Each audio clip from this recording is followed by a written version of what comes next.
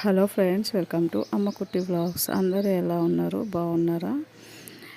ఈరోజు నేనైతే మా పెద్దమ్మది 3వ రోజు చేస్తారు కాబట్టి ఇంటికైతే వెళ్తున్నా. పొద్దున్న 3కి అయితే లేచిన అండి. లేచి పనులన్నీ చేసేసుకున్న తర్వాత ఇంకా మా ఆయన అయితే స్టేషన్ దగ్గర డ్రాప్ చేసారు. ఇంట్లో 2 పిల్లలే పడుకున్నారు. మళ్ళీ బయట లాక్ చేసి వచ్చేసారు.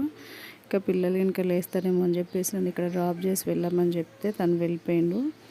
ఇంకా ట్రైన్ వచ్చిన తర్వాత ట్రైన్లోనైతే ఎక్కి కూర్చున్నా. ట్రైన్ అయితే ఖాళీగా ఉంది, ఎవరైతే లేరు. ఇంకా ఇంటికి వెళ్ళేసరికల్లా 7:30 అయింది. ఇంకా దిగి నడుచుకుంటూ వెళ్తున్నాం. ఇంకా ఇదే ట్రైన్కి మా అక్క వాళ్ళు కూడా వచ్చిరండి. వాళ్ళు కాగజ్నగర్లో ఉంటారు. ఇంకా నాకైతే ఫోన్ చేసిరు కానీ వాళ్ళు ఎక్కడ కలవలేదు. ఇంకా నేనైతే వాళ్ళకన్నా ముందుగానే వచ్చేసిన. వాళ్ళు వచ్చేసరికి ఒక 20 మినిట్స్ లేట్ అయ్యేసరికి ఇక్కడనైతే వెయిట్ చేస్తారు అందరు వాళ్ళ కోసము. పిట్టకు పెట్టడం అంటే ఏంటంటే జరిగిపోయిన వాళ్ళకి ఇక్కడ ఫైనల్ కార్యక్రమం చేసే దగ్గరకు వచ్చేసి అన్నం వండి కూర వండేసి వాళ్ళకి ఇష్టమైనవన్నీ ఒక దగ్గర పెట్టేస్తారు. పెట్టిన తర్వాత ఇంకా అందరు కలిసి మొక్కుకొని పక్కకు జరుగుతారు. ఈ పిట్టకు పెట్టడము పొద్దున్నే పెడతారండి. 6 నుంచి 8 లోపల పెట్టేసేయాలి. ఇట్లా పెట్టిన తర్వాత కాకొచ్చేసి తింటుంది. అట్లా తింటేనే వాళ్ళకి మనశ్శాంతి ఉన్నట్టు అని చెప్తారు.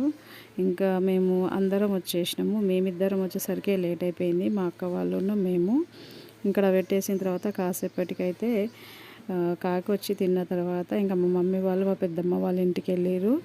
ఇంకా మా అక్క నేనేమో మా మమ్మీ వాళ్ళ ఇంటికి అయితే వచ్చేసినాము. ఇంకా అక్కడికి వెళ్ళి వచ్చిన తర్వాత ఇంకా స్నానాలు చేసేసి రెడీ కావాలి కాబట్టి మమ్మీ వాళ్ళు అక్కడికి వెళ్ళి ఫ్రెష్ అప్ అయిపోయిన తర్వాత వచ్చేస్తారు. ఇప్పుడు టైం వచ్చేసి అయితే 10 అవుతుంది. ఇంకా మమ్మీ వాళ్ళు కూడా వచ్చేసారు. వచ్చిన తర్వాత వాళ్ళ కోసం అయితే మా అక్క టీ పెట్టి ఇచ్చేసింది.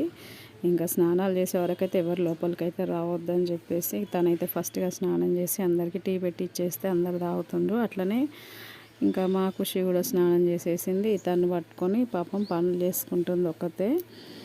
ఇంకా మేమందరం రెడీ అయిపోయేసరికల్లా 12:40 అయితే అయింది.